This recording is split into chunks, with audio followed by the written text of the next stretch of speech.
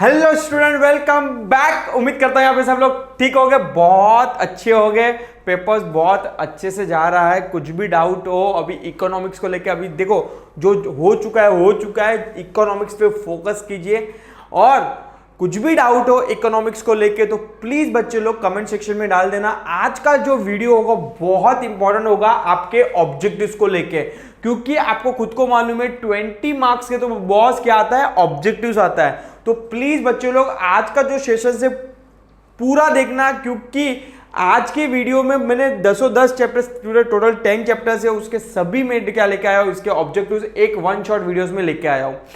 बहुत इंपॉर्टेंट होगा। तो पहले क्या करना है, अपने को चैनल को लाइक कर देना है, उसके बाद सब्सक्राइब करना है और सबसे बड़ा जो चीज है जो क्या करना है, शेयर कर देना है। सब प्लीज बच्चे लोग शेयर कर दीजिए अपने सभी फ्रेंड सर्कल के अंदर। 1 से 1.5 घंटा मैक्सिमम तुम लोग का लेक्चर्स लूंगा और उस बीच वो 1-1.5 घंटे में आप 20 मार्क्स क्या कर सकते हो, आपका सिक्योर कर सकते हो। तो प्लीज अगर आपको अच्छे से मार्क्स लाना है, पास अच्छे से होना है गुड मार्क के साथ, तो प्लीज आज का सेशन पूरा देखना, क्योंकि मैं तुम लोग को ओवर एंड अबव बताते भी जाऊंगा कि भाई इसके अलावा कैसे टाइप के क्वेश्चन बन सकते हैं। ठीक है, तो लेट्स स्टार्ट ऑब्जेक्टिव्स। एंड अगर कुछ भी कमेंट सेक्शन में है तो प्लीज, हाँ, और मेरे साथ साथ क्या करते जाइए, आप कमेंट सेक्शन में आंसर्स लिखते जाइए कि आपका भी क्या हो जाएगा, रिविजन हो जाएगा कि आपको कितना आता है बॉस। ठीक है, चलो लेट्स स्टार्ट। चैप्टर नंबर 1 से चालू करेंगे, जो है अपना माइक्रो इकोनॉमिक्स और मैक्रो इकोनॉमिक्स वाला पार्ट। ठीक है, चलो। और उम्मीद कर रहा हूं कि जरा भी टेंशन लेना नहीं है। इकोनॉमिक्स पेपर थोड़ा बहुत झटका देता है एवरी ईयर, तो जरा भी डरने वाली कोई बात नहीं है इसमें। ठीक है, तो टेंशन मत लीजिए, टेंशन फ्री लिखना है पेपर को। और 100 मार्क का मतलब 80%, 100% आपको पेपर क्या करना है, अटेंड करना है। एक फिल इन द ब्लैंक्स भी आपको क्या करना है, स्किप नहीं करना है। ठीक है, चलो let's start. Question number 1, choose the correct options. आप कमेंट सेक्शन में आंसर लिखते जाना बच्चे लोग। The branch of economics that deal with the allocation of resources, one second repeat कर रहा हूं क्वेश्चन को। The branch of economics that deal with the allocation of resources, first आएगा microeconomics, second macroeconomics, third econometrics and D none of the above. तो आपका answer क्या आएगा, the branch of economics that deal with the allocation of resources. उसका answer क्या आएगा, कौन सी ऐसी इकोनॉमी की जो डील करता है अलोकेशन ऑफ रिसोर्सेज के साथ। तो ऑप्शंस में आपको दिया है ए, बी और सी करेक्ट आंसर है कि नहीं। A and B is a correct answer, only A is a correct answer और फोर्थ नन ऑफ दिस। तो प्लीज आंसर सेशन में लिखते जाइए कि what is your answer. Yes, थोड़ा टाइम दूंगा, ज्यादा टाइम नहीं दूंगा, क्योंकि यहाँ पे फटाफट आपको क्या करना है, सॉल्व करना है। तो मैं फटाफट तुम लोगों को आंसर बताते जाऊंगा। तो आंसर आएगा आपका microeconomics deal with the branch of the deal with the allocation of the resources. Second आएगा concept study under the microeconomics. कौन सा स्टडी करते हैं माइक्रो इकोनॉमिक के अंदर, इंडिविजुअल वाला कुछ आंसर आना चाहिए। Let's see. नेशनल इनकम नहीं आएगा, जनरल प्राइस लेवल भी नहीं आएगा, factor pricing and product pricing. तो आंसर सी एंड डी वाला होना जरूरी है। तो लेट्स सी, ऑप्शन में देखते हैं सी एंड डी है कि नहीं। बी एंड सी नहीं, B C and D, A B C नहीं। हाँ, आंसर आ जाएगा आपका fourth one, C and D is your answer. आगे बढ़ेंगे। Method adopted in microeconomics, method adopted in microeconomics analysis। कौन सी मेथड फॉलो करता है माइक्रो इकोनॉमिक्स। बहुत बार रिपीटेड ऑब्जेक्टिव्स भी आता है, तो स्टार मार्क करके रखे इसको। आपको खुद को मालूम है कि micro method adopted micro economics में कौन सा मेथड यूज करते हैं, स्लाइसिंग मेथड यूज करते हैं। लेट्स सी, आंसर होना चाहिए स्लाइसिंग मेथड अपना। लंपिंग मेथड तो मैक्रो में यूज होता है। एग्रीगेटिव मेथड भी नहीं होगा, स्लाइसिंग मेथड होगा, यस, और इंक्लूसिव मेथड। तो आंसर आएगा ओनली सी। तो third one is your answer. Next, concept study under the macroeconomics, whole economy, economy development, aggregate supply and product pricing. यहां पे मुझे दिख रहा है A, B and C is the answer, because whole economy, macro का मतलब भी होता है स्टडी क्या करता है, पूरे इकोनॉमिक को करता है। इकोनॉमिक डेवलपमेंट मतलब पूरा इकोनॉमिक के डेवलपमेंट के बारे में सोचता है वो। और एग्रीगेट का वो मतलब ही क्या होता है, टोटल। तो total supply is consider as a macroeconomic scope और स्टडी। तो आंसर आएगा A, B and C is nothing but option 1। ठीक है, तो हो जाएगा करेक्ट ऑप्शंस। लेट्स सी, अभी आ जाते हैं question number 2, complete the correlations. Micro economic is a slicing method and macro economic is a lumping method. बच्चे लोग क्या आएगा, lumping method. Please comment section में भी लिखते जाइए अपना आंसर जो भी है, फटाफट कीजिए, क्योंकि टाइम नहीं है अपने पास। 1 से 1.5 घंटा लूंगा, क्योंकि अभी जो टाइम से आपका बहुत क्रूशियल है, जरा भी टाइम वेस्ट नहीं करना है अपने को। Microeconomic is a tree, तो macroeconomic is a forest, जंगल है पूरा, forest. Next, macroeconomics theory income and employment, macroeconomics theory income and employment, तो माइक्रो इकोनॉमिक इज डैश, क्या आएगा answer? Nothing but price theory. ठीक है, चलो सर आगे बढ़े सर, प्लीज शेयर करते जाइए चैनल को और आगे बढ़ते जाइए, सबको बेनिफिट मिलना चाहिए फ्री सेशंस का। तो प्लीज बच्चे लोग हाथ जोड़ से रिक्वेस्ट है कि भाई आप इतना तो हीरेन सर के लिए कर सकते हो, आप क्या कीजिए, आप मेरे लिए छोड़ो, आप अपने फ्रेंड्स के लिए इतना तो कर सकते हो कि आप क्या करो, उसको वो लिंक तक पहुंचाए जो इसको अवे मालूम ही नहीं है कि ऐसा भी चैनल है कि जहां पे आपको फ्री एजुकेशन और सब चीजें फ्री मिल रही है। नो डाउट मेरा पूरा सेशन, पूरा प्लेलिस्ट में जाओगे तो इकोनॉमिक्स का आपको पूरा एक से लेके 10 चैप्टर तक पूरा डिटेल में पढ़ा है, ओवर एंड अबव ऑब्जेक्टिव्स भी पढ़ा है। वापस से मैं वन शॉट वीडियोस में क्या लेके आ रहा हूं, ऑब्जेक्टिव्स लेके आया। Macros is nothing but macroeconomics, micros is nothing but microeconomics. कितने बच्चे ऐसा क्वेश्चन है sir? Next, general equilibrium is a macroeconomics, तो dash is a microeconomics. क्या आंसर आएगा? नथिंग बट पार्शियल इक्विलिब्रियम, क्योंकि अपन ने पढ़ा था one features of microeconomic के अंदर, जैसे अपन ने पढ़ा था सेकंड या थर्ड फीचर से था कि भाई ये स्टडी जो करता है पार्शियली करता है। क्यों पार्शियली करता है? क्योंकि वो इंडिविजुअल स्टडी को करता है, मतलब स्लाइसिंग मेथड फॉलो करता है, मतलब एक नथिंग बट टुकड़े में करता है, मतलब पार्शियल हो जाएगा भाई। यस, चलो आगे बढ़े। Identify and explain the concept from the given illustrations. चलो लेट्स सी, अभी इसमें क्या आएगा? पहला ये, Gauri collect the information about the income of a particular form. One second repeat कर रहा हूं question. Gauri collect the information about the income of the particular form, मतलब यहां पे क्लियरली दिख रहा है कि वो एक पर्टिकुलर फॉर्म का या तो एक पर्टिकुलर शॉप का या तो एक पर्टिकुलर इंडस्ट्री का क्या कर रही है, स्टडी कर रही है। तो ये स्टडी को क्या बोलोगे? माइक्रो इकोनॉमिक बोलोगे बॉस, क्या बोलोगे? माइक्रो इकोनॉमिक्स बोलोगे। ठीक है, चलो next, Ramesh decided to take all the decision related to the production such as a what and how to produce. One second question repeat कर रहा हूं, कमेंट सेक्शन में अगर क्वेश्चन आंसर आता है तो प्लीज लिखिएगा। Ramesh decided to take all the decision to product such what and to how to produce. तो ये हो जाएगा नथिंग बट एक रिसर्च कर रहा है किसकी? मार्केट की। तो ये क्या हो जाएगा? फ्री मार्केट इकोनॉमिक आंसर आ जाएगा आपका, free market. Next, Sabana paid wages to workers in her factory and interest on her bank loan. Sabana paid wages to worker in her factory and interest on her bank loan. Nothing but ये हो जाएगा factor pricing, क्योंकि यहाँ पे दोनों indicate हो रहा है अपने को कि जहां पे फैक्टर प्राइसिंग में क्या होता है? वेजिस, यस, बाद में लैंड, नथिंग बट उस पर क्या मिलता है? नथिंग बट कैपिटल हो जाएगा उसका, और जो इंटरेस्ट हो जाएगा वो किस पे मिलेगा? बैंक पे मिलता है। तो नथिंग बट एक फैक्टर प्राइसिंग है जो अपन देखते हैं 4L बोलते generally upon, land, labours and वो सब चीजें, तो वो क्या हो जाएगा? आपका फैक्टर प्राइसिंग हो जाएगा। तो आंसर आ जाएगा फैक्टर प्राइसिंग। ठीक है, चलो, क्योंकि वो अपने वर्कर को क्या दे रही है? वेजेस दे रही है, और अपने जो इन फॉर्म में बोल सकते हो कैपिटल के फॉर्म में वो क्या पे कर रही है? इंटरेस्ट पे कर रही है। ले, चलो आगे बढ़े सर। तो ये हो जाएगा question number, sorry chapter number 1 के ऑब्जेक्टिव्स। आई डोंट थिंक सो इसके अलावा कुछ इधर है। यस, तो आ जाता है चैप्टर नंबर 2 पे। अगर कुछ भी डाउट हो तो बिंदास कमेंट सेक्शन में लिखते जाइए इसका, सर मेरे ये डाउट्स है, और उम्मीद कर रहा हूँ कि अब तक तो चैनल को क्या कर लिया रहेगा? सब्सक्राइब तो कर ही लिया रहेगा। यस, चलो आगे बढ़ेंगे। Chapter number 2 exercise. दोस्त मैं आपको 10 सेकंड देता हूं, 10 नहीं चलो 20 सेकंड ले लो, क्वेश्चन पढ़ते जाओ और उसका आंसर लिखते जाओ। ऊपर ले लेते थोड़ा, पहला 2 का आंसर लिखोगे कमेंट सेक्शन में, पहले 3 का आंसर लिखोगे। 3 क्वेश्चन आपको प्रॉपरली दिख रहा है तो प्लीज कमेंट सेक्शन में लिखते जाइए what is the correct the following statement of the choosing correct alternatives. Comment में लिखो बच्चे लोग, क्या देख क्या रहे हो? फटाफट आंसर्स दीजिए। क्वेश्चन नंबर 1 रीड करता हूं। In the law of DMU, diminishing marginal utility, Alfred Marshall assumed that marginal utility of money dash.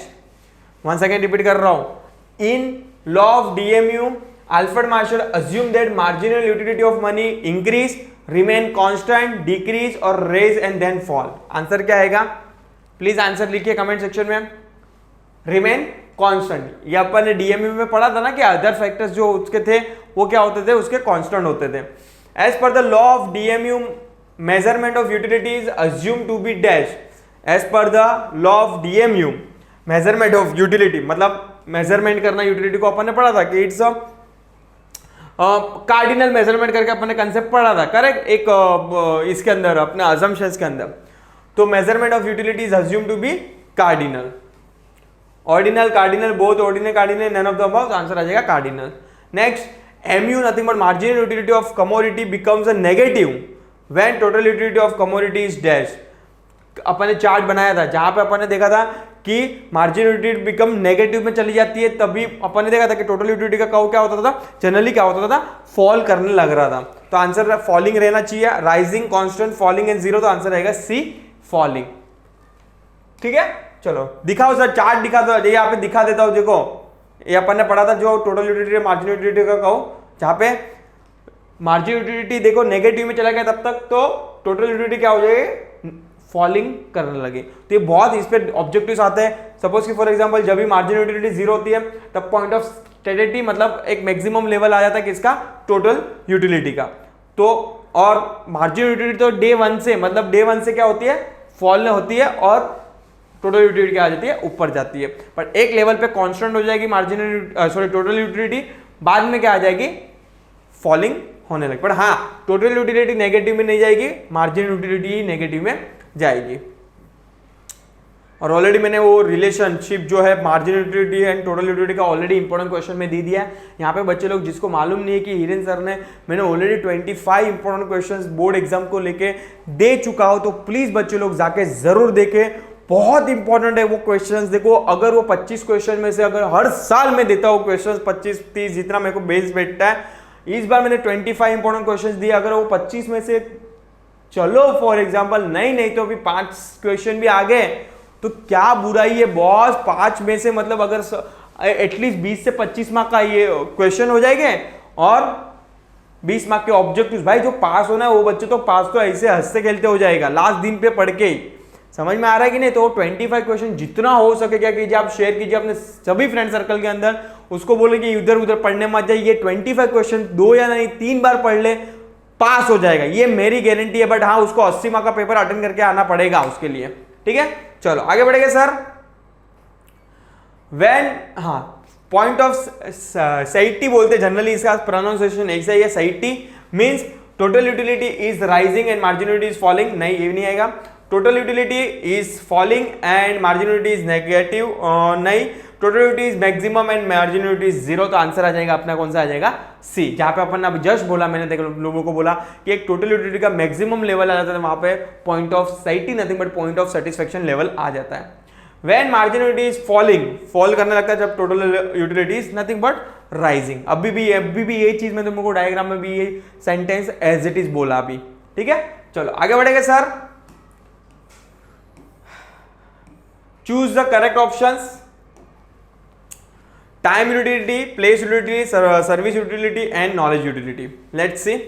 Service में तो डॉक्टर दिख रहा है, मतलब सी और थर्ड का डी यहाँ पे दिख रहा है. यस, ये वाला है. जनरली तो यही बैठ जाएगा आंसर. अच्छा, 3 और डी में इसमें भी ऑप्शंस दिया. Let's see. Time utility, it's a blood utility क्योंकि ऑफ कोर्स टाइम पे पहुंचना बहुत जरूरी हो. Place utility is nothing but आपका ट्रांसपोर्ट आ जाएगा. और नॉलेज यूटिलिटी अपन को मोबाइल से मिलता है. ठीक है, तो ये आ जाएगा 1B 2A. यस, तो आपका आंसर ऑटोमेटिकली ये बन जाएगा नथिंग बट सेकंड वन. बहुत इजी है. देखो ऐसे छोटे छोटे क्वेश्चंस आए तो एक भी मार्क छोड़ना नहीं और फुल स्कोर करना है. ठीक है, चलो आगे बढ़ेंगे. आगे क्या दिया अभी, चलो statement indicating a consumer equilibrium. Let's see अभी इसमें क्या दिया है. Marginal utility is greater than price. I don't think so. Marginality is equal to price. नहीं बाबा नहीं. Marginality is less than price और price is less than 1. Let's see options क्या दिया है. पहले क्वेश्चन तो समझ में आ गया थोड़ा बहुत कि marginality is greater than price. Marginality is equal to price बोल सकते हो आप कभी कभी. Marginality is less than price तो नहीं हो सकता. Price is less than 1. Let's see A and B. A तो फर्स्ट तो लग ही नहीं रहा है मेरे को, तो ए एंड बी तो आएगा ही नहीं। बी थोड़ा भी लग रहा है तो खाली बी रहेगा, तो पहले बी सिलेक्ट करेंगे। लेट्स सी आगे बढ़ेंगे, A B A C and D. A जहां पे आएगा वहां तो है ही नहीं, ए नहीं है, और लास्ट हाँ ओनली बी दिया, तो आंसर आपका ये आ जाएगा कि भाई मार्जिनलिटी इज इक्वल टू प्राइस। चलो आगे बढ़े sir. Yes, identify and explain the concept from the given illustrations. Let's see अभी इसमें क्या दिया है। पहला, Salma purchase a sweater for her father in a winter season. मतलब ये कहां ना कहां कुछ यूटिलिटी दिख रही है, बट कहां की यूटिलिटी दिख रही है, कौन से टाइप की यूटिलिटी दिख रही है? नथिंग बट ये कौन सी यूटिलिटी दिख रही है आपको? टाइम यूटिलिटी दिख रही है, क्योंकि विंटर इज अ पीरियड, एक टाइम है ना। Winter, summer, winter, rainy is एक पीरियड है, नथिंग बट ये टाइम यूटिलिटी क्या कर रहा है, दिखा रहा है। तो ये हो जाएगा टाइम यूटिलिटी। अगर यहाँ पे suppose for example Salma purchase a sweater for her father in winter season for Kashmir, assume करो फॉर कश्मीर, तो यहाँ पे आ जाएगा आपका प्लेस यूटिलिटी। ठीक है, चलो। Nilesh purchase ornaments for his sister. One second repeat कर रहा हूं, Nilesh purchase ornament for his sister. Nothing but एक कौन सी यूटिलिटी हो जाएगी? पोजेशनल यूटिलिटी हो जाएगी। जहां पे वो ऑर्नामेंट परचेज कर रहा है वो क्या हो जाएगा? मालिक हो जाएगा। नथिंग बट वो गुड्स का क्या हो जाएगा? मालिक हो जाएगा। तो वो हो जाएगा possessional utility. Kavita consume 5 unit of orange one after the other. Kavita purchased consume 5 unit of orange one after other. Please बच्चे लोग यहाँ पे कमेंट सेक्शन में लिखते जाइए क्या आंसर आएगा। 2 सेकंड का टाइम दे रहा हूं। Kavita consume 5 unit of orange one after other, तो हो जाएगा सक्सेसिव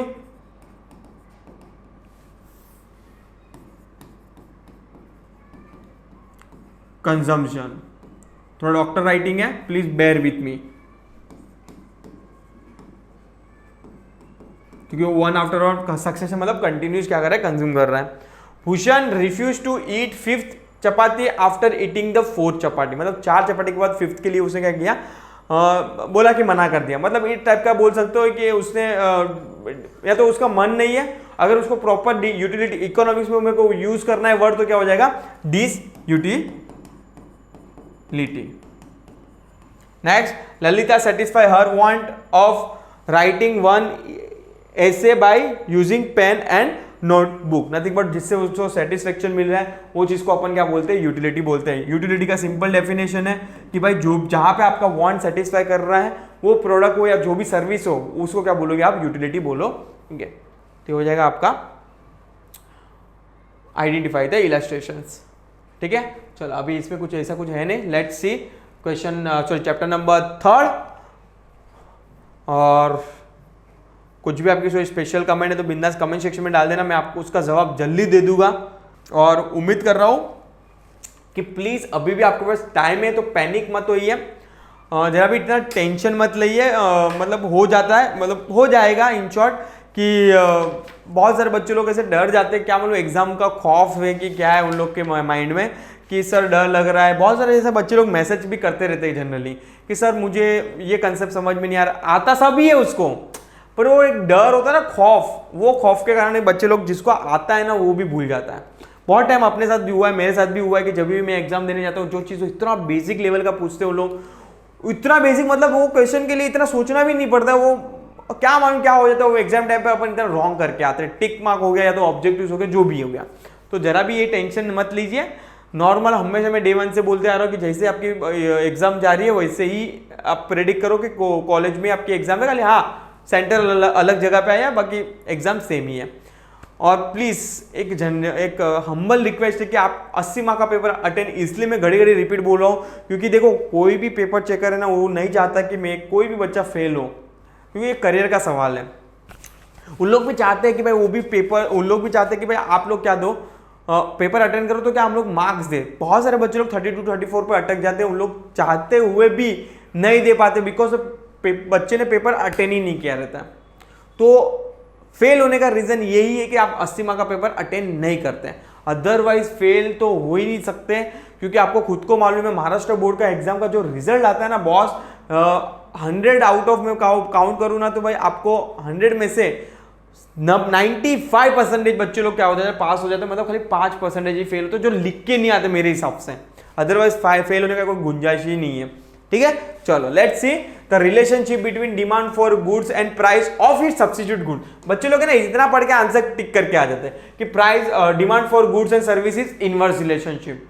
अरे भाई तुम लोग देखो ना आगे क्या लिखा है, इट सब्स्टिट्यूट गुड्स के लिए तो वो क्या हो जाएगा, रिलेशन डायरेक्ट हो जाएगा बॉस। समझ में आ रहा है कि नहीं?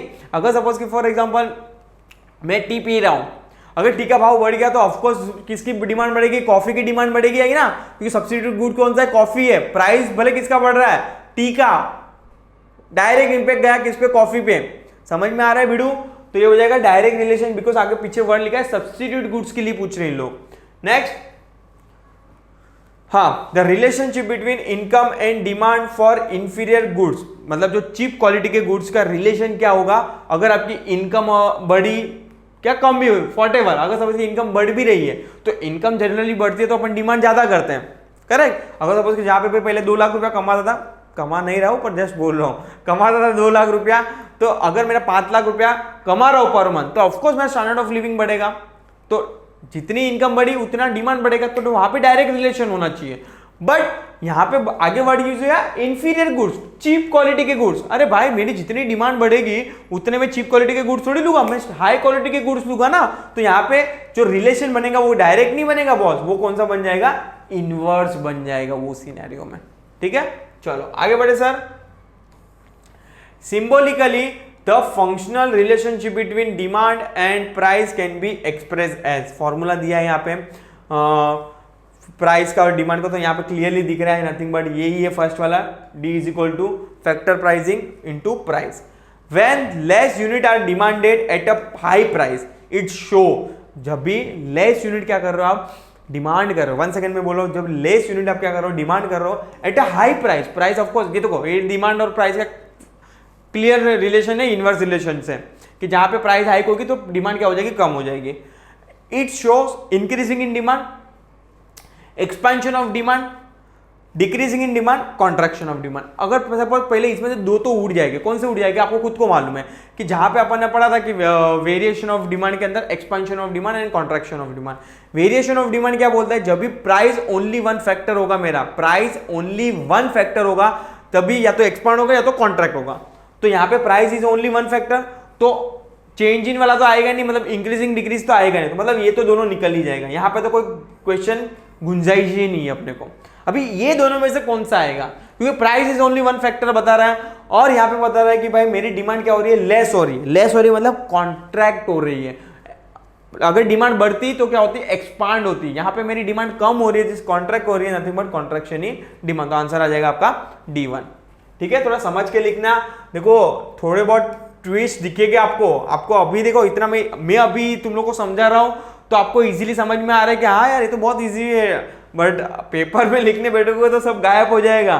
ठीक है, चलो आगे बढ़े sir. Give economic term, a situation where more quantity is demand at a lower price, a situation where more quantity is demand at a lower price is dash nothing but expansion of demand.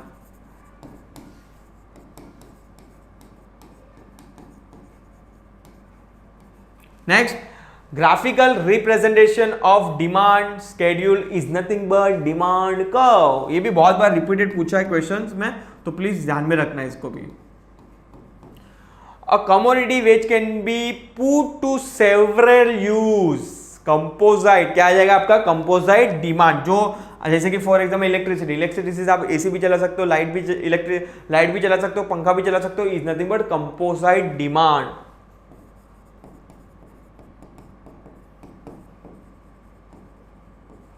आगे बढ़ेंगे। More quantity is demand due to change in factor determining demand other than price. देखो यहाँ पे पूछा है, यहाँ पे other than price के अलावा पूछा है, मतलब यहाँ पे आपको कुछ ना कुछ दिख रहा है कि देखो मोर क्वांटिटी भी लिख रहा है, मतलब चेंज इन डिमांड में या तो इंक्रीज होगा या तो डिक्रीज होगा, क्योंकि अदर फैक्टर बोला है, प्राइस नहीं बोला है आपको, तो आपका आंसर या तो चेंज इन में इंक्रीज होना चाहिए या तो डिक्रीज होना चाहिए। अभी वो डिपेंड करेगा कि भाई मेरी डिमांड बढ़ रही है तो इंक्रीजिंग बोलेगा, अगर डिमांड कम हो रही है तो डिक्रीजिंग बोले, पर यहाँ पे क्या लिखा है, मोर क्वांटिटी मतलब इंक्रीज हो रहा है, तो ये नथिंग बट आपका आंसर आ जाएगा इंक्रीजिंग इन डिमांड। क्योंकि ये कौन सा है किसका पार्ट है, नथिंग बट आप चेंज इन डिमांड का पार्ट है। Next, a desire which is backed by the willingness to purchase and ability to pay is nothing but demand. Economics में डिमांड का मतलब definition I hope you know very well अलग है। अभी suppose कि for example normal term में मैं बोलूँ कि वो चीज़ मुझे चाहिए तो is nothing but my demand, but economics में क्या होना चाहिए, सभी चीजें फुलफिल होनी चाहिए। डिजायर, विलिंगनेस टू पे एंड एबिलिटी टू पे, अगर ये तीनों को मर्ज करूंगा तो ही डिमांड की डेफिनेशन फुलफिल होती है, तो ही डिमांड माना जाएगा किसके अंदर, इकोनॉमिक्स के अंदर। बाकी तो डिस्टिंग्विश बिटवीन है, देख लेना आप अपने हिसाब से। आगे बढ़ेंगे सर, चलो चैप्टर नंबर 3B पे इलास्टिसिटी ऑफ डिमांड। इसमें भी बहुत इंपॉर्टेंट और अच्छे अच्छे क्वेश्चन है। प्राइस इलास्टिसिटी ऑफ डिमांड के अंदर बहुत बार रिपीटेड क्वेश्चंस आया है, यूनिटरी बोलो या तो वो एक इसके अंदर वो कंसेप्ट भी बैठा है, आई थिंक सो, मेरे को याद नहीं आ रहा फिलहाल में, एक कंसेप्ट भी है इसके अंदर जिसका नाम क्या था, वो कंसेप्ट भी बहुत बार पूछा है। हाँ, rectangular hyperbola nothing but unitary demand curve की मैं बात कर रहा हूँ, तो unitary price elasticity of demand की बात करो तो बहुत रिपीटेड क्वेश्चंस आता है, तो प्लीज बच्चे लोग करके जाना। और ऑलरेडी मैंने तुम लोग को इंपॉर्टेंट क्वेश्चन जो दिए ना 25, उसके अंदर सभी चीजें मैंने एलोबरेट भी किया। ऐसा नहीं कि वो 25 क्वेश्चन को ही मैंने समझा बोला है कि इस पे फोकस करो। वो वाला वीडियो जिन बच्चों ने देखा है नहीं है अब तक, प्लीज जाके देखे, और जिन्होंने देखा उनको तो मालूम है हिरेन सर ने 25 के क्वेश्चन के साथ साथ और अदर गाइडेंस दी है मैंने उसको वीडियो में, तो वो अदर गाइडेंस भी आपको क्या करना है, ध्यान में रखना है बॉस। समझ में आ रहा है कि नहीं? जिन बच्चों ने वीडियोस देखा है और नहीं भी दिखा है यहाँ पे तुम लोगों को मैं बता दे रहा हूँ कि उसके अंदर मैं बहुत सारी अदर एडवाइस भी दी है, तो वो अदर एडवाइस को आपको इग्नोर नहीं करना है। समझ में आ रहा है? अगर इग्नोर करना है तो मैं बोलता है क्यों, आप लोग टाइम वेस्ट क्यों करता है, आप लोग का इतना इंपॉर्टेंट टाइम है अभी आपके लिए, 2-2 मिनट्स भी। समझ में आ रहा है? चलो आ जाते हैं चैप्टर नंबर 3B पे, इलास्टिसिटी ऑफ डिमांड के अंदर। लेट्स सी, पहला दिया है, complete the following statement, price elasticity of demand on a linear demand curve eight x axis. Price elasticity of demand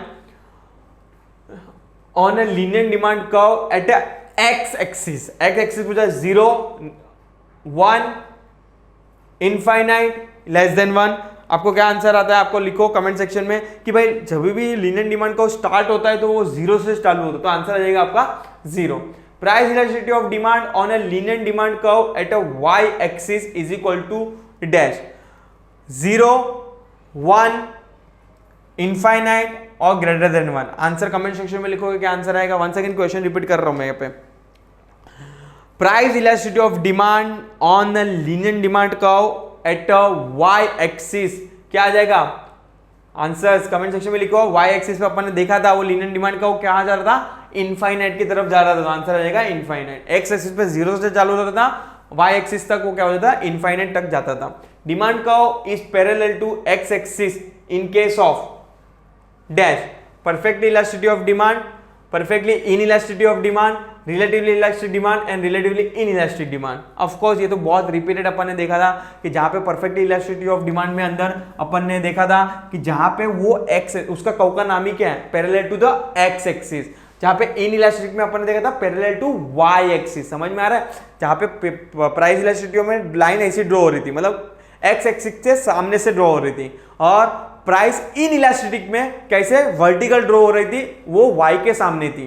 समझ में आ रहा है? ठीक है, तो यहाँ पे पूछा x एक्सिस के अंदर। देखो तुम लोग को डायग्राम दिखा भी देता हूँ, बहुत सारे बच्चे लोग को समझ में नहीं आ रहा हिरेन सर बोल क्या रहा है। देखो यहाँ पे आ जाओ मेरे प्यारे भोले बच्चे लोग, देखो यहाँ बोल रहा है हिरेन सर, ये बोल रहा है, ये वाला कहो जो क्वेश्चन में अपन को पूछा है, ये वाला पूछा है कि price elasticity of on the x axis देख रहे हो, तो ये प्राइस इलास्टिसिटी जो x एक्सिस से सामने है, और उसका प्राइस इन इलास्टिक की बात कर रहा हूं, वर्टिकल डायग्राम है जो y एक्सिस के सामने ऐसा लाइन ड्रॉ कर रहा है, जो है price in elasticity of demand.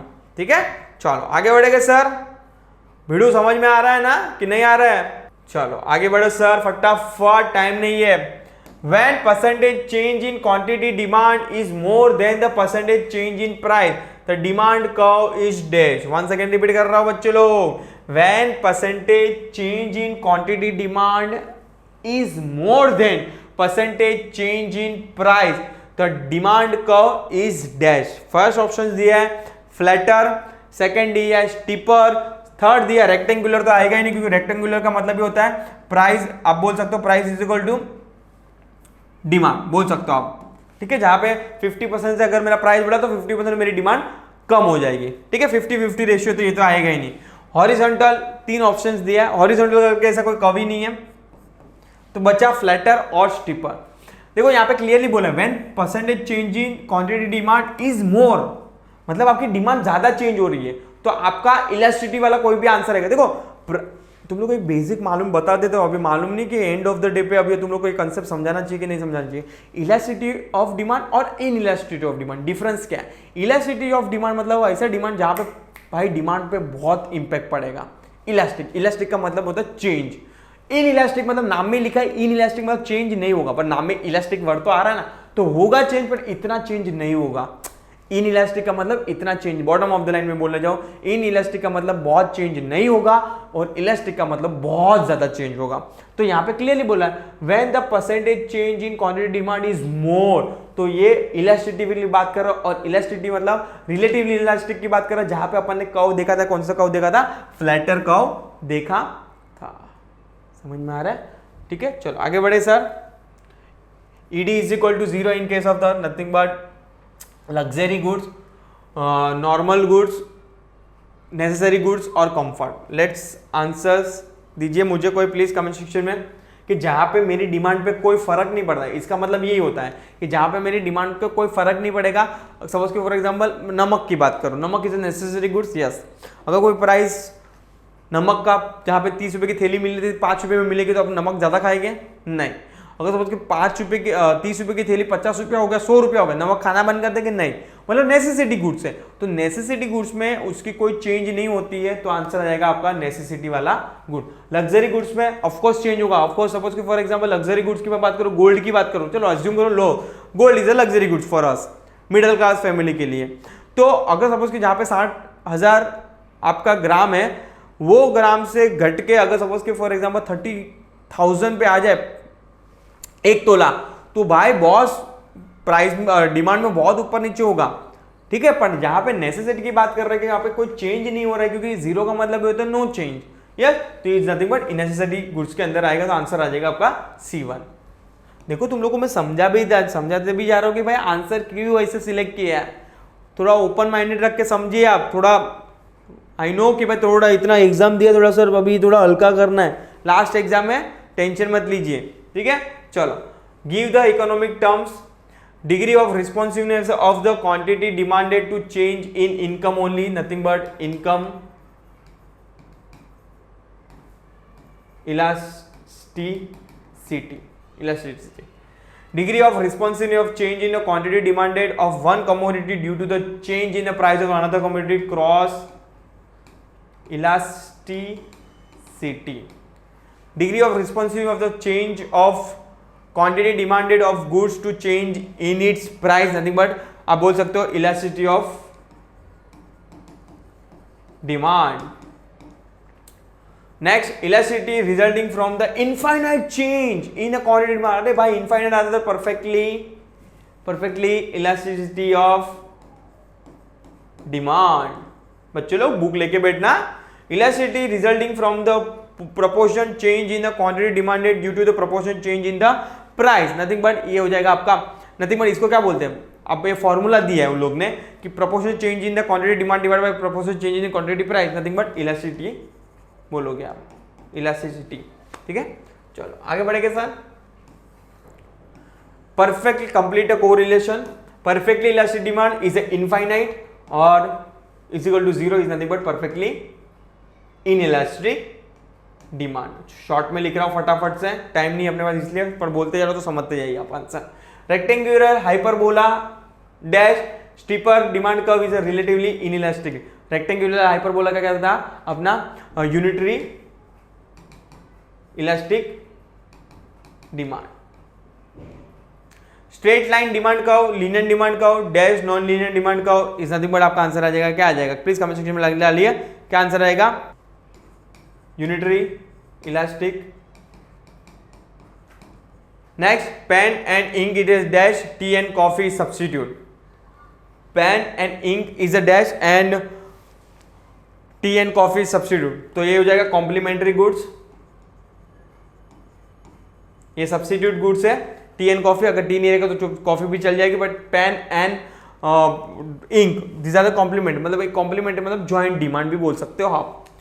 Ratio method ED is equal to percentage change in quantity price divide by percentage change in quantity demand divide by quantity price dash ED is equal to lower segment divide by upper segment, nothing but geometric demand method, geometric method. समझ में आ रहा है ना भिड़ो? ठीक है, ज्यादा tension नको लो। चलो assertion and reasoning type and questions, चलो फटाफट चालू करते हैं क्योंकि ये बहुत बार पूछा है एग्जाम में, इसलिए तुम लोगों को कर रहा था। तो बहुत एक लिमिटेड चैप्टर्स के अंदर ही ये सब क्वेश्चंस दिए हैं, assertion and reasoning. First, elasticity of demand explain the one variable is influenced by another variable. ये क्लियरली बोला है कि भाई इलास्टिसिटी ऑफ डिमांड का मतलब क्या होता है, एक चेंज हुआ तो दूसरा भी चेंज होगा। लेट्स सी रीजन क्या दिया उसका। The concept of elasticity of demand indicate the effect of price and change in other factor on the demand. Of course ये भी करेक्ट ही है, मतलब दोनों आंसर, मतलब जो क्वेश्चंस दिया है इनडायरेक्टली उसका आंसर भी सेम ही है, रीजन भी सेम है। A true but R is false, नहीं ए फॉल्स यही नहीं, A false and R true and R is the correct explanation of A, तो आंसर आ जाएगा अपना ये वाला। चलो आगे बढ़ेंगे सेकेंड वाले पे। A change in quantity demand of one commodity due to a change in the price of the other is a cross elasticity, correct है। Change in consumer income leads to change in the quantity demand, नहीं ये नहीं है। A is true but R is false, A is false नहीं, A तो true ही है, both A and R true and R is the correct explanations, नहीं बोला both A and R true and R is not a correct explanation। Individually दोनों क्या है, सही है, बट आर उसका करेक्ट आंसर मतलब रीजन नहीं है। थर्ड, असर्शन लिखते हैं degree of price elasticity is less than 1 in case of the relatively in elasticity of demand. Degree of price elasticity is less than 1 in case of the relatively in elastic demand, नहीं। Reason देखते हैं, change in demand is less then the change in price, नहीं ऐसा भी नहीं हो सकता। Let's see इसका आंसर्स क्या दिया। पहला है A is true but R is false, A is false but R is true. Both A and R true and R is the correct explanation. Let's see, अपन वापस से पढ़ेंगे। फोर्थ लिखा है both A and R true and R is not correct explanation। देखो question क्या है, degree of price elasticity is less than 1 in case of the relatively inelastic demand.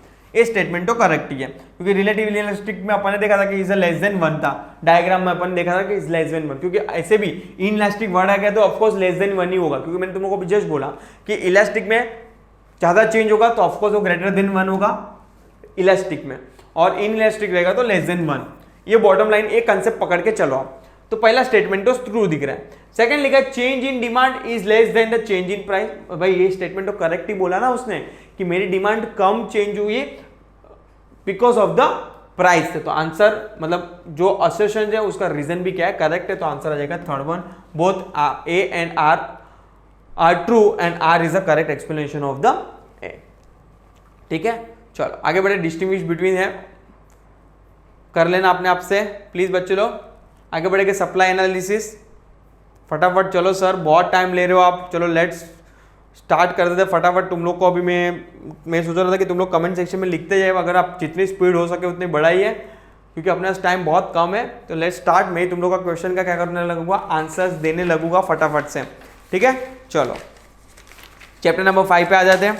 Yes, when supply curve is upward sloping it slope positive and upward movement along with the same supply curve shows contraction of supply, नहीं contract में तो नहीं होगा। Decreasing in supply, expansion of supply, increasing in supply, तो answer जाएगा expansion of supply, क्योंकि expansion of supply में क्या होता है कि जनरली अपना सप्लाई अपवर्ड मूवमेंट पे जाता है क्योंकि डायरेक्ट रिलेशनशिप है किसके बीच में, सप्लाई के बीच में और प्राइस के बीच में। तो एक्सपेंशन में भी तो ये होता है ना, एक्सपेंशन में अगर तुम लोग का प्राइस, क्योंकि price is the only factor है, इंक्रीजिंग इन सप्लाई नहीं बोल सकते क्योंकि इंक्रीजिंग सप्लाई में प्राइस आता ही नहीं है, तो ये क्वेश्चन ही रॉन्ग, आंसर ही रॉन्ग हो जाएगा। तो एक्सपेंशन ऑफ सप्लाई में आपका क्या हो जाता है, प्राइस आता है, प्राइस बढ़ेगी तो सप्लाई भी बढ़ेगा because there is a direct relationship between, तो आपका आंसर आ जाएगा एक्सपेंशन ऑफ सप्लाई। तो rightward shift is supply curve shows dash, rightward shift in supply curve is shows that contraction of supply, नहीं भाई, decreasing in supply, expansion of supply, increasing of supply. Please comment section में लिखते जाइए क्या answer आएगा, nothing but increasing in supply. जहां पे अपन देखते हैं कि अपना प्राइस कांस्टेंट है, बट अपना अगर अदर फैक्टर फेवर में रहा तो अपना सप्लाई क्या हो जाएगा, इंक्रीज होगा towards the right side. Other factor remaining constant when quantity is supply only due to the fall in price, it shows that only fall in price को ही बोला है, मतलब या तो आपका एक्सपेंशन आएगा या तो कॉन्ट्रैक्शन आएगा, इंक्रीजिंग एंड डिक्रीजिंग आता ही नहीं है, क्योंकि इंक्रीजिंग एंड डिक्रीजिंग में price is not factor, others factor is factor. So क्या बोलो, नहीं समझ में आ रहा। अरे भाई तुम लोगों को कितनी बार बोला मैंने कि भाई वेरिएशन ऑफ डिमांड के अंदर only price is my factor, other factor remain constant. तो यही बोल रहे हैं ना, वेरिएशन ऑफ डिमांड में other factor remain constant when less quantity supply only due to the fall in price. अगर मेरा प्राइस कम हो रहा है, अदर फैक्टर रिमेन कांस्टेंट है, तो ऑफकोर्स वो सप्लाई को मैं क्या बोलूंगा, कॉन्ट्रैक्शन ऑफ सप्लाई बोलूंगा। तो आंसर आ जाएगा अपना कॉन्ट्रैक्शन ऑफ सप्लाई। आगे बढ़ेंगे। Net addition made to the total revenue by selling an extra unit of commodity is dash. भाई अगर एक्स्ट्रा यूनिट कमा रहे हो तो ऑफकोर्स वो क्या हो जाएगा, आपका मार्जिनल रेवेन्यू हो जाएगा। ठीक है, चलो आगे बढ़े। कोरिलेशन यहाँ पे दिया है, थोड़ा ऊपर ले लेता हूं स्क्रीन को। एक्सपेंशन, अरे भाई जाना, चलो expansion of supply price rise, contraction of supply price decrease भी बोल सकते हो, प्राइस फॉल भी बोल सकते हो, कोई प्रॉब्लम नहीं है। Total revenue is nothing but dash, average revenue is total quantity divide by total. तो यहां पे आ जाएगा आपका प्राइस इनटू क्वांटिटी सप्लाई, तो आपका हो जाएगा total revenue. Total cost is nothing but total fix cost plus total variable cost. Average cost का मतलब अपने को टोटल मतलब एवरेज कॉस्ट मतलब पर यूनिट कॉस्ट कितना आया है, तो ऑफकोर्स आपका जो भी टोटल कॉस्ट है उसको डिवाइड बाय टोटल क्वांटिटी कर दो, तो is nothing but average cost. Demand curve is dash, supply curve upward, demand curve downward. Next dash change in supply, other factor constant, variation in supply. हाँ तो ये आ जाएगा आपका अदर फैक्टर, हाँ price change in supply and other factor किसके अंदर आ जाएगा, आपका वेरिएशन ऑफ सप्लाई के अंदर आ जाएगा। ठीक है, चलो आगे बढ़ेंगे। Give one economic term, let's see क्या दिया इसका। Cost incurred on fixed factor is nothing but fixed cost. Cost incurred per unit of output average cost. फटाफट थोड़ा चल रहा हूं क्योंकि आपको आई नो कि भाई आपका टाइम बहुत इंपॉर्टेंट है। Net addition made to the total cost of production is nothing but marginal cost, क्योंकि आपने एडिशनल कुछ चीजें कॉस्ट खर्चा किया था, बट आपका क्या हो जाएगा, मार्जिनल कॉस्ट हो जाएगा। और revenue per unit of output sold revenue is nothing but average revenue. ठीक है, चलो आगे बढ़े सर। चैप्टर नंबर आ जाएंगे 5th पे, फॉर्म ऑफ मार्केट। सर फटाफट करो, क्या कर रहे हो, आराम आराम से बोर्ड चला रहे हो, चलेगा बच्चे लोग। चलो सॉरी गलती हो गई मेरे से, फटाफट चला था थोड़ा हाथ। ठीक है, और उम्मीद कर रहा हूं कि समझ में आए। हाथ तो फटाफट चलाना है, मालूम गिरा कि ऊपर से जा रहा है तो इट्स क्रिएट अ प्रॉब्लम।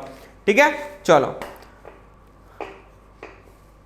पहला ही है in economic sense market including the following activity, the purchase where the goods are sold and purchase, yes correct है। An arrangement through which the buyer and seller come in close contract with each other directly और indirectly, correct है। Shop where the goods are sold, 100% correct. D all of the above, भाई देखना ही नहीं, D all of the above. Classification of market on the basis of the place के base पे दिया है। ठीक है, चलो लोकल मार्केट, इंटरनेशनल मार्केट और नेशनल मार्केट, ये तो पीरियड के हिसाब से तो ये आंसर नहीं आएगा, ये भी पीरियड के हिसाब से इतना आंसर नहीं आएगा। Local market, national market, short period, ये भी पीरियड, तो आंसर आ जाएगा अपना A1, ओनली ए। तो third one is answer. Next, homogeneous product is a features, homogeneous product is a features of this market. Monopoly में तो नहीं होता है, मोनोपोलिस्टिक में भी नहीं है, perfect competition and oligopoly. Please give your answer, what is your answer?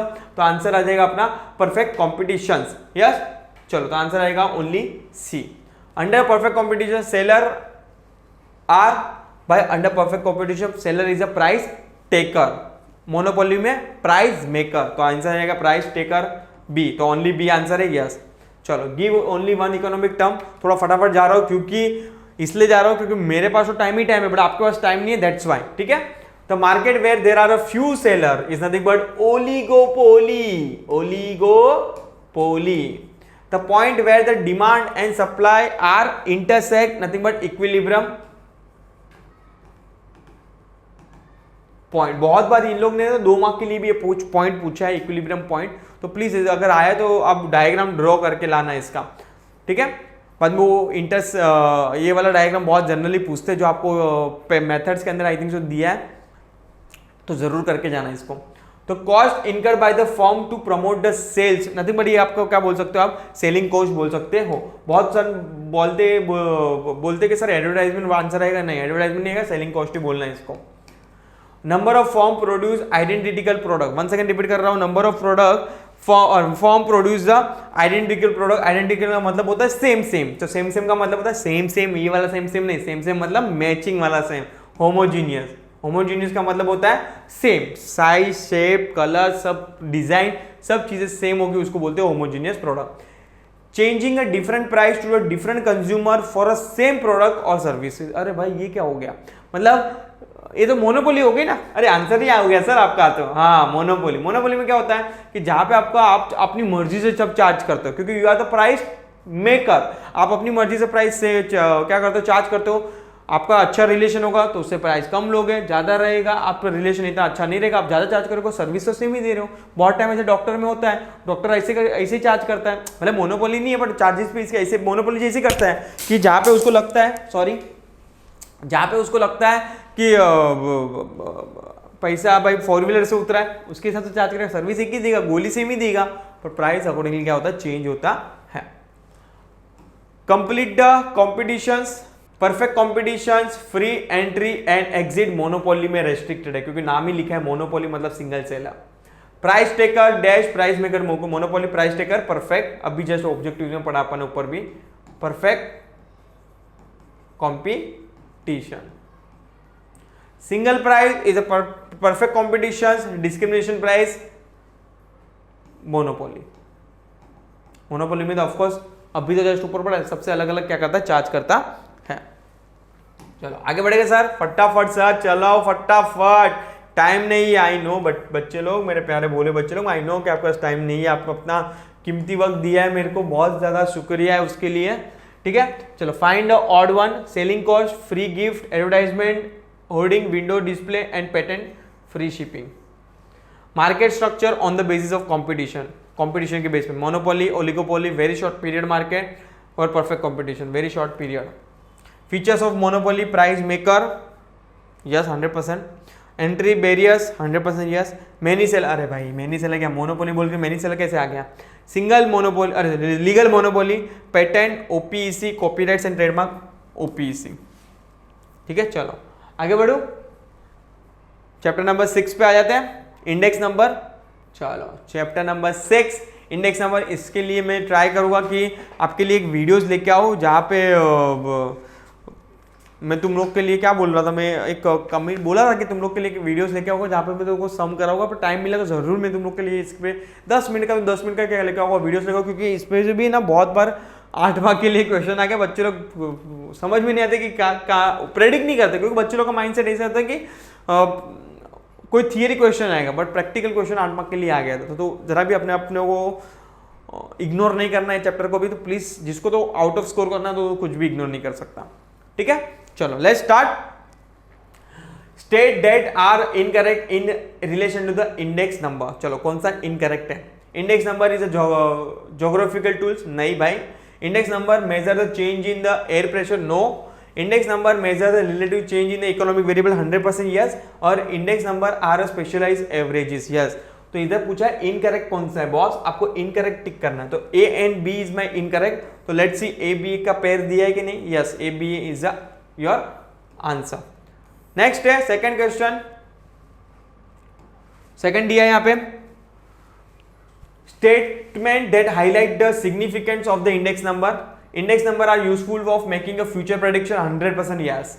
Index number help in measurement of the inflation 100% yes. Index number helps to frame the suitable policies 100% yes. Index number can be misused. ए भाई नहीं, तो ए B and सी आपको highlight करना है features को, तो ये तीन फीचर्स है A B and C, fourth one is your answer. Next आ जाएगा statement that apply to the weighted index number. कौन सा ऐसा है कि जो वेटेड इंडेक्स नंबर पे अप्लाई होता है? Every commodity given equal importance, नहीं, in assigned suitable weight to the various commodity, yes, every variable को इक्वल इंपॉर्टेंस नहीं देते, डिपेंड करता है उसका वेट कितना है, तो उसके बेस पे क्या करते हैं, सुटेबल वेट को सुटेबल कमोडिटी के बेस पे देते हैं, तो B is correct. In most of the case quantities are used as a weight 100% yes. और last pairs and Paasche method is used in calculation of weighted index number 100% yes. So B, C and D is your correct options. Next, fourth one दिया है, state related to the limitation of the index number. Index number are not completely reliable.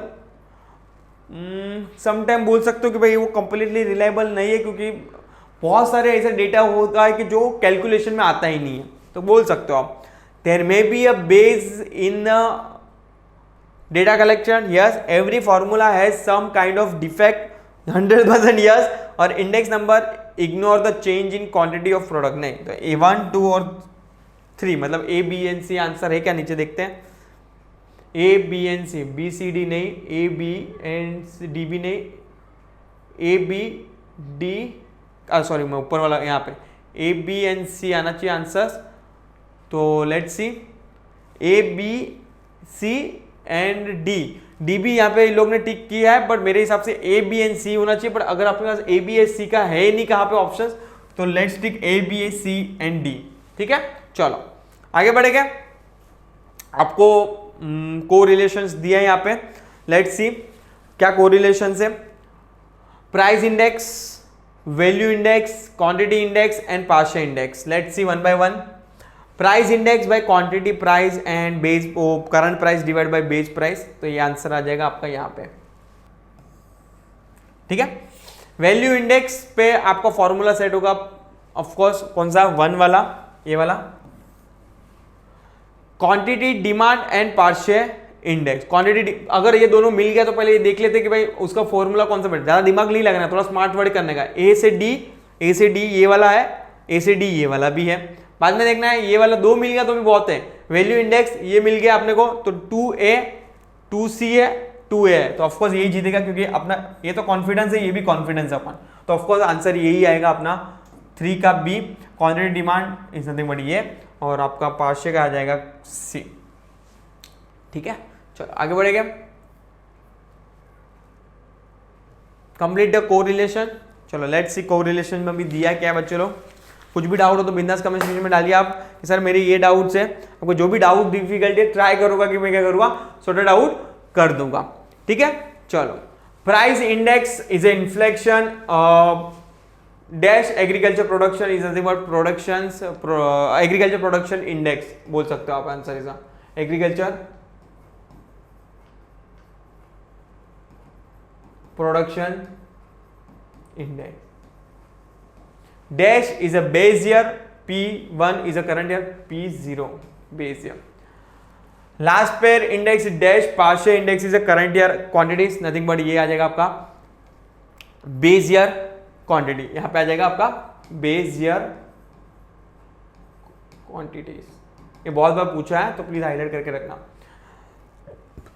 Dash is a single variable, composite index is a group variable। Dash is a single variable और composite index is a group of variable. Answer लिखो comment section में, आ जाएगा अनवेरिएंट index. क्या आ जाएगा? अनवेरिएंट index. Let's see, अभी तो ये सॉल्व है, उसके लिए मैं सेपरेट वीडियोस लेके आऊंगा, ट्राई करूंगा क्योंकि आपके लिए मैं सेपरेट वीडियोस लेके आऊँ। सो मतलब भरोसा ऐसा मत रहना कि हिरन से लेके आएगा, मैं ट्राई करूंगा 100% ट्राई करूंगा कि आपके लिए एटलीस्ट 2 क्वेश्चंस लेके आओ जो बोर्ड एग्जाम को लिख कर रहेगा, तो 2 या 3 क्वेश्चन सॉल्व करेंगे, 10 से 15 मिनट का वीडियोस लेके आऊंगा, बट हाँ ट्राई करूंगा, ध्यान से सुना, I will try my best. ठीक है, चलो आ जाता है चैप्टर नंबर 7 जो होगा अपना नेशनल इनकम पे। लेट्स सी, प्लीज बच्चे लोग कमेंट सेक्शन में लिखते जाइए। 2 मिनट का टाइम दे रहा हूं आपको, मैं तब तक पानी पी लेता हूं। 2 मिनट का टाइम दे रहा हूं, प्लीज कमेंट सेक्शन में लिखते जाइए आंसर्स। कभी से बोल रहा हूं, 1 घंटे से बोलते रह रहा हूं सर, साइड में हटोगे तभी आंसर लिखेंगे ना। ठीक है, चलो आपके लिए साइड में हो गया। While estimating national income, we including only value of final goods and service in order to make the computation easier? नहीं. Avoid double counting? Yes. Maximize national income? नहीं. Evaluating total economic performance of the nation. अरे भाई अपन national income इसलिए find out करते हैं और इसलिए final goods का काउंट करते हैं कि डबल काउंट ना हो। ये मेन फीचर है किसका, नेशनल इनकम काउंट करने का। तो ये आंसर आएगा आपका B. NDP is obtained by deducting the depreciation from GNP, नहीं, deducting depreciation from GDP. Of course जो ग्रॉस डोमेस्टिक प्रोडक्ट मिलता है उसके अंदर अपन डेप्रिसिएशन माइनस करेंगे तो आपका नेट डोमेस्टिक प्रोडक्ट मिलेगा। तो आंसर आ जाएगा B.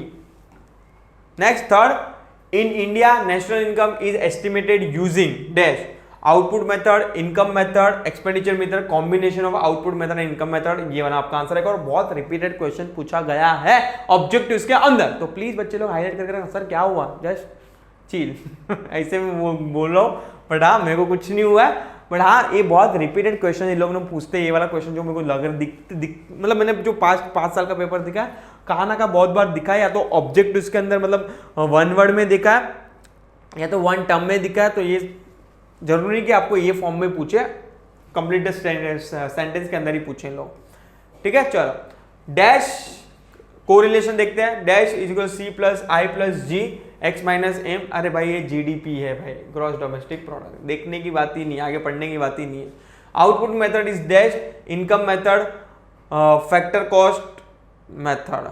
Output method is dash and nothing but income method is a factor cost method. तो output method nothing but inventory method. Theoretical difficulty is transfer payment, a practical difficulty is valuation.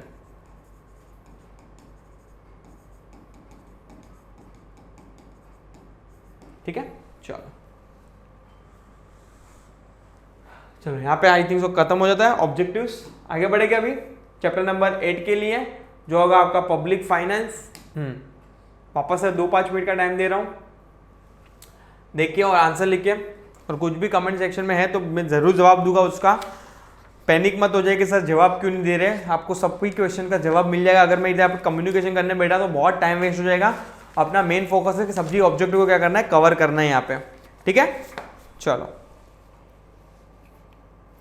Let's see. First, choose the correct options. Optional function of government, कौन सा optional function है government का? Protection from external है, ये भाई एक obligatory compulsory. Provision of education and health services बोल सकते हो, ये ऑप्शनल फंक्शंस हैं। Provision of social security measurement and collection of them, तो ये दोनों जो कंपल्सरी वाले हैं। ऑप्शनल कौन से बच गए, बी एंड सी। तो आंसर आ जाएगा B and C. Next, obligatory function of government, कौन सा कंपल्सरी, मतलब ऑब्लिगेटरी मतलब कंपल्सरी बोल सकते हो। प्रोविजन ऑफ एम्प्लॉयमेंट नहीं। Maintaining internal law and order, welfare measurement and exporting goods and services. Once again repeat कर रहा हूं, obligatory functions of government, question है उसके आंसर। प्रोविजंस ऑफ एम्प्लॉयमेंट नहीं है। Maintaining internal law and order, of course कायदा कानून नहीं बनेंगे तब तक कैसे चलेगा, तो आपका आंसर ये आएगा। और देखते हैं, वेलफेयर मेजरमेंट नहीं आएगा और एक्सपोर्टिंग गुड्स एंड सर्विसेज नहीं, वो तो प्राइवेट कंपनी जनरली संभाल लेते हैं उनसे। तो आंसर आएगा only B, third one is your answer. Definition, public finance is one of the subject which are on the borderline between economics and politics given by dash. किसने ये दिया है डेफिनेशंस? लेट्स सी क्या क्या options दिए यहाँ पे। Adam Smith नहीं। अल्फ्रेड मार्शल तो पूरा माइक्रो इकोनॉमिक्स में, तो उसका मैक्रो इकोनॉमिक्स में कोई काम ही नहीं था, वो कुछ बोला ही नहीं उधर। तो ह्यूज डेल्टन, यस ये कहाना का पढ़ा था अपन ने। और प्रोफेसर फाइनली श्रीराज। तो आंसर आएगा only C, Hugh Dalton. Non tax source of revenue, मतलब जिससे गवर्नमेंट से नॉन टैक्स के फॉर्म में रेवेन्यू आता है। डायरेक्ट एंड इनडायरेक्ट टैक्स है तो टैक्स ही है तो नहीं तो आएगा नहीं, डायरेक्ट टैक्स एंड फीस ये भी नहीं आएगा, टैक्स वाले तो आएगा ही नहीं, नॉन टैक्स देखना है अपने को, non tax fees and special levy, तो आंसर आपका आएगा कौन सा, C and D, nothing but fourth one, क्योंकि वो गवर्नमेंट का non tax form of revenue है। Trend show by the public expenditure of any government shows following trend, constant, increase, decrease and fluctuating. अपन ने देखा कि over a period of time ये जो पब्लिक अपन देखते हैं कि भाई अपन ने, मैंने जितना देखा चलो 25-26 साल में, जहाँ पे मैंने देखा कि जो डेवलपमेंट कर रही है गवर्नमेंट, जो पब्लिक के लिए खर्चा कर रही है वो डे बाय डे क्या हो रहा है, इंक्रीज हो रहा है। अपन देख रहे हैं कि आज बहुत सारे सिटीज़ के अंदर, मेट्रो सिटीज़ की बात करूँ जहाँ पे मेट्रोज एंड ऑल सब क्या हो गए, over period of time increase हो रही है, इतने सारे एयरपोर्ट्स एंड ऑल सब बन रहा है। तो ये इंफ्रास्ट्रक्चर की मैं बात करूँ तो over an period of time ये क्या हो रहा है, पब्लिक एक्सपेंडिचर हो क्या हो रहा है, इंक्रीज हो रहा है। तो आंसर आ जाएगा ट्रेंड। अब बोला कि ट्रेंड कैसे जा रहा है, पब्लिक एक्सपेंडिचर ये क्या हो रहा है, इंक्रीज होते जा रहा है, तो आंसर आएगा ओनली बी। ठीक है, चलो आगे बढ़ेंगे। एक identify the right group of fair from the given, let's see, मतलब एक डिस्टिंग्विश फॉर्म में। Direct tax, personal income tax, जो अपन खुद के टैक्स पे भरते हैं उसको, मतलब पर्सनल इनकम टैक्स बोलते हैं उसको, डायरेक्ट टैक्स बोलते हैं। Indirect tax is a GST, fees and fines is a non tax revenue, और surplus budget is a inflation. Let's see, A का डी, सेकंड का सी। ठीक है, तो आंसर आ जाएगा अपना कौन सा, C1 इज योर आंसर। ठीक है, चलो आगे बढ़ेंगे। डिस्टिंग्विश बिटवीन, प्लीज आप डिस्टिंग्विश संभाल लेना अपने आप से। आगे बढ़ेंगे chapter number 9, money market and capital market. इसका डिस्टिंग्विश बिटवीन, प्लीज अगर बच्चे लोग, अगर जिसको चाहिए वो एसपी वाले बच्चे लोग जो रहेगा उसको तो बल्ले बल्ले है, क्योंकि एसपी में भी पूरा चैप्टर्स है और यहाँ पे भी ऑलरेडी उन लोग ने कंसेप्ट दे दिया, तो बहुत अच्छी बात है। ठीक है, चलो चैप्टर नंबर 9, 2-5 मिनट दे रहा हूँ। Once again please write down your answer, hardly takes 10 minutes now, ज़्यादा टाइम नहीं लूँगा आपका अभी मैं। चलो चालू करो सर, चलो पढ़ो सर, फटाफट पढ़ो और हम लोग को फ्री करो। Let's start. Complete the following statement. क्या पहला, development financial institute were established to provide short term fund, develop the industry, agriculture and other की, ऑफकोर्स ये डेवलपमेंट फाइनेंस उसके लिए बनी है। Regulator money market and regulator capital market, answer आ जाएगा आपका कौन सा, बी। टिक मार्क नहीं कर रहा, बोलते जा रहा हूं, फटाफट चलो कर देता हूं tick. Next, money market face a shortage of fund due to dash, inadequate saving, growing demand for cash, presence of the unorganise sector, and fourth हो जाएगा financial mismanagement. Of course inadequate saving, उसके कारण ही money market मतलब short term में fund की जो problem होती है, because of this only. Next, individual investor have a lost confidence in capital market due to lack of financial instrument, high transaction cost, low return and financial scam। जो 1992 हर्षद मेहता वाला case, जो capital market का ही case था कि भाई आज public डर क्यों रहती, आज अभी तो ठीक है, तो भी मार्केट अभी थोड़ा स्टेबल हो चुका है, बट अगर मैं 10 साल 15 साल पहले बात करूँ तो इतना ज़्यादा अवेयरनेस नहीं था किसके लेकर, स्टॉक मार्केट को लेकर, मतलब कैपिटल मार्केट को लेकर। तो जहाँ पे पब्लिक डरती थी इन्वेस्ट करने के लिए, वो क्या करती थी, फिक्स कैपिटल में सोचती थी, मतलब एफडी एफडी में क्या करती थी, बैंक के साथ जमा कर देती थी। But nowadays scenario is change because of the इतना अवेयरनेस हो गया, गवर्नमेंट इतना इन्वॉल्व हो रही है, उसके कारण मतलब जितना ज़्यादा अवेयर करोगे पब्लिक को, पब्लिक ज़्यादा इंटरेस्ट देखेगी। बट वो टाइम की मैं बात करूँ कि भाई कहा कैपिटल मार्केट से इसलिए इन्वेस्टर का कॉन्फिडेंस कम हो जाता था, बिकॉज ऑफ द उसको स्कैम के बारे में मालूम गिर जाता था, इसलिए। Commercial bank act as a intermediate in a financial system to make a profit. Of course वो पैसा कमाने तो बैठी है, escalate a countries economic growth, उसको कोई लेना देना नहीं है। Mobilise the saving and allocating them to the various sector of the economy and control the credit. तो ऑफकोर्स वो किसके लिए बैठी है, make profit, answer A. Complete the correlation. Let's see. Money market is a short-term fund. Capital market is a long-term fund. Dash is a central bank and SBI is a commercial bank. तो अपना RBI is a central bank. Cooperative bank, organized sector. Indigenous bank is a unorganized sector.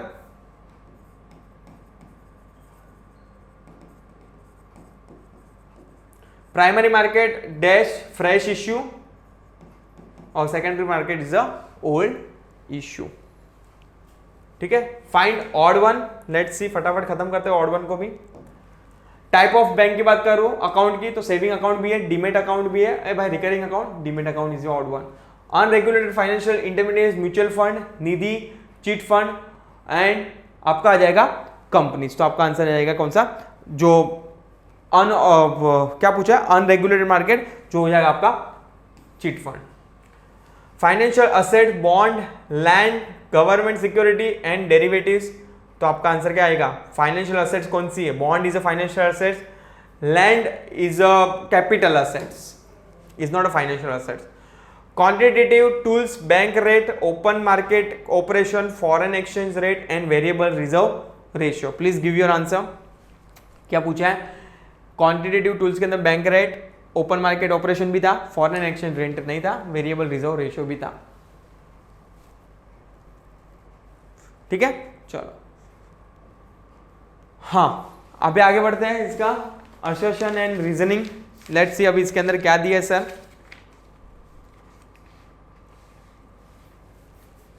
Money market economic use of cash, money market deal with the financial instrument that are close substitute of the money only, मतलब both are true, R is a correct option. फटाफट tick कर रहा हूं क्योंकि दोनों statement correct है और R is a correct example of the, बोल सकते हो correct example of the A. Second आ जाएगा आपका regional stock exchange have a witness a sharp decline in a volume of trade. Reasoning दिया है इसका, regional stock exchange witness, sorry regional stock exchange is a assertion, answer reasoning दिया है, investor prefer to trade in the security listed in the premier stock exchange like BSE and ASE, both is a correct and R is a correct correlation बोल सकते हो of A. Next third one, the unorganised sector of money market lack a transparency, 100% आप बोल सकते हो yes. आगे लिखा है, reasoning activities of unorganised sector are largely confined to a rural area, let's see, both correct ही दिख रहा है मुझे। मतलब जनरली जो अपन देखते हैं कि आज के दिन में मेट्रो सिटी में तो नहीं होता, रूरल एरिया में आज भी चलता है, जो सरपंच बिरपंच होते हैं वो ब्लैक में मनी हेरा फेरी करते हैं। जस्ट एक मेरा मेंटेलिटी रहा है, मतलब ऐसा चलता रहा है, इसलिए दोनों केस में देखते हो कि unorganised sector of the money market लेकर ट्रांसपेरेंसी, ऑफ कोर्स अनऑर्गेनाइज में ही अनट्रांसपेरेंसी आती है, वरना ट्रांसपेरेंसी होती तो रेगुलर सेक्टर में बात करूं, ऑर्गेनाइज सेक्टर जैसे कि for example stock market is a क्या हो जाएगा, प्रॉपर ऑर्गेनाइज सेक्टर, जहां पे आपको पूरी ट्रांसपेरेंसी रहेगी, आपके बीच में और कंपनी के बीच में कोई भी बात छुपाई नहीं जाएगी। अनऑर्गेनाइज केस में छुपाई जाएगी बात, इसलिए क्या लिखा है, unorganised sector of the money market lack transparency, 100% true, both A and R true and R is a correct correlation. Fourth, foreign exchange management and control is undertaken by the commercial bank. RBI has to maintain the official rate of exchange of rupees and ensure its stability. दोनों true है, both A and true and R is a correct explanation of the A. Identify and explain the concept from the given illustration. चलो let's see answers लिखने अपने को। पहला लिखा है Raghu father regularly invest his money in the stock and nothing but bond, तो ये हो जाएगा फाइनेंशियल मार्केट, फाइनेंशियल मार्केट में इन्वेस्ट करता है।